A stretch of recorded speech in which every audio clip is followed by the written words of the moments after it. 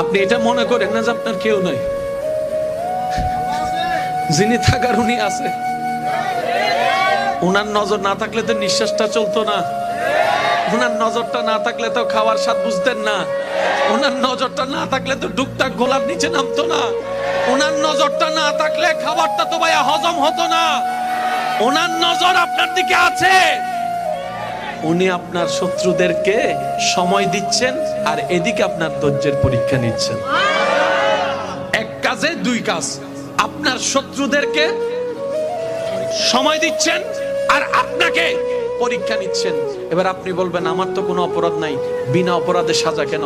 তাহলে তো আপনার জন্য ডবল শুকরিয়ার বিষয়।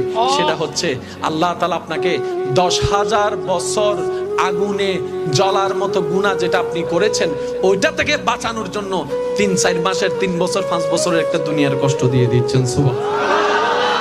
আপনি এটা